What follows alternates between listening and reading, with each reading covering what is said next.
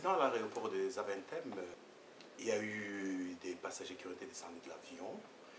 Et donc, les médias en ont parlé à long et à large, mais nous aurions aimé avoir donc, le point de vue du syndicat de la police, l'autre partie, parce que nous n'avons diffusé que les témoignages des passagers qui étaient descendus. Et nous avons avec nous M.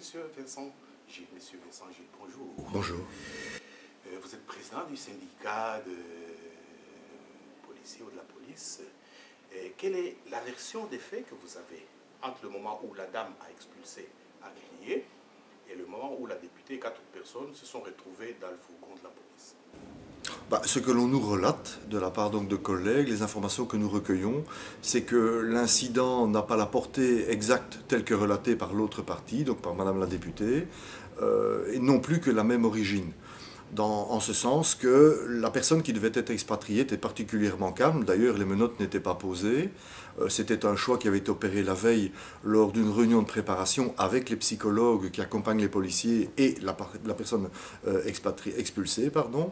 Donc pas de menottes, pas de mesures coercitives particulières, si ce n'est l'accompagnement de 2 collègues en civil.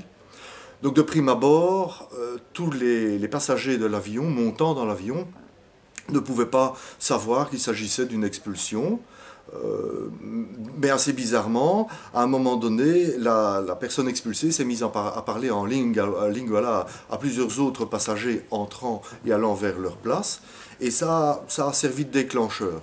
Que s'est-il dit exactement? Ça, évidemment, mes collègues ne le savent pas. Quoi qu'il en soit, Madame la députée est intervenue. Elle n'a pas décliné ni son identité, ni sa qualité de députée, donc de représentante du peuple. Elle était donc citoyenne, parmi d'autres, intervenant en ce sens qu'elle estimait que les mesures à l'égard de la personne en état d'expulsion étaient excessives. Et forcément, ça a généré de plus en plus de rumeurs dans l'avion, parmi les passagers, à un point tel que, effectivement, une bonne partie de ces passagers réclamaient le départ de l'avion du trio. Un chercheur vivant à Berlin, en Allemagne, nous avons téléphoné, nous a dit qu'en Allemagne, par tous les moyens, on doit convaincre la personne qui doit être expulsée afin que son retour se fasse dans le calme. Qu'en est-il ici? C'est absolument les mêmes procédures de travail.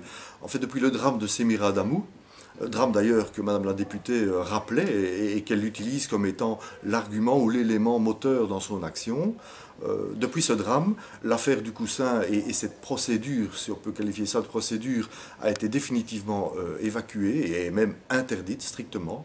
Il y a donc effectivement un travail de préparation à l'expulsion, travail qui consiste à tenter de convaincre la personne en ordre de quitter le territoire, d'accepter de se plier à cette procédure qui s'impose à elle, de manière à ce que le déplacement en avion se fasse le plus calmement possible.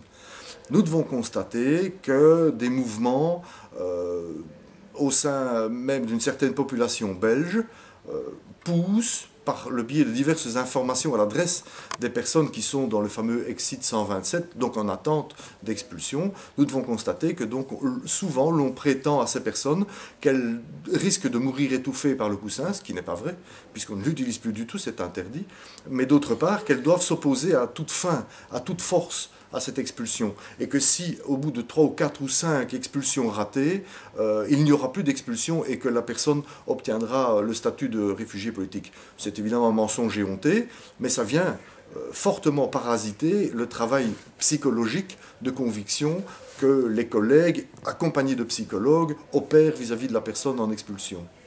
Monsieur Vincent Gilles, savez-vous si oui ou non l'agent ou les agents ont été courtois ou pas en répondant aux préoccupations de la députée? Il me plaît quand même de corriger.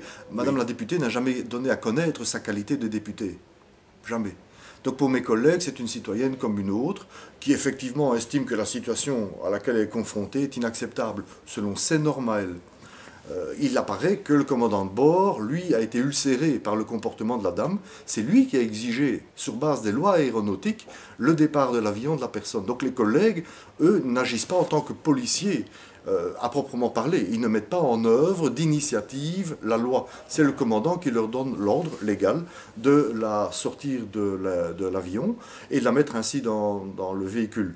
Eux se défendent d'avoir été discourtois, se défendent d'avoir été agressifs et donc se défendent d'avoir donné des coups. Voilà. Est-ce que vous êtes au courant que l'agent a tenu des propos racistes ou injurieux ou pas? Il nous relate que non. Donc je laisse à l'enquête le soin de déterminer qui a tort et qui a raison. Et s'il est établi que l'agent a tenu des propos racistes, continuerez-vous à être solidaire avec lui ou vous plierez au règlement en matière de traitement vis-à-vis des expulsés ainsi qu'aux décisions de la justice? Ah mais écoutez, il y a en Belgique une loi portant la lutte contre la xénophobie, le racisme, etc. Donc on tombe sous le coup de cette loi si effectivement ce collègue a usé des mots tels que Madame la députée les relate, à savoir macaque et compagnie. C'est effectivement un délit, c'est une faute grave, surtout dans le chef d'un policier. Donc, effectivement, si les membres de notre organisation, nous l'assisterons dans le cadre de la procédure qui se verra imposer à lui, une procédure disciplinaire d'une part et judiciaire d'autre part, parce qu'on parle d'un délit, hein, mais nous n'irons pas au-delà, ça c'est clair. Bien, merci. Et un dernier mot? Moi, je déplore ce genre d'affaires. Ce que je dois dire, c'est que nous remarquons qu'il s'agirait au moins de la troisième tentative d'expulsion, d'ordre de quitter, de mise à exécution d'un ordre à quitter le territoire, qui avorte par le comportement de tierces personnes. Et quelque part, nous nous posons la question de savoir si tout ça n'est pas organisé. Et nous nous demandons ce que cela sert comme intérêt. Est-ce que cela sert les intérêts de la diaspora congolaise? Je ne crois pas. Je pense que si effectivement l'Office des étrangers en Belgique a décrété que pour monsieur ou madame X venant de tel ou de tel autre pays, il faut mettre à exécution un ordre de quitter le territoire, cet ordre, c'est la loi, il faut l'exécuter. Et tout citoyen est tenu de respecter cette loi, en ce compris un député.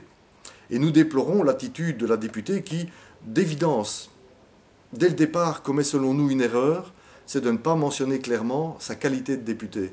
Parce qu'alors, de droit, elle pouvait poser les questions, et toutes les questions qu'elle voulait aux collègues. Elle pouvait même, à la limite, s'asseoir à côté d'eux pour observer cette expulsion in vivu, et voir si, effectivement, tout du long du voyage, tout se passait bien.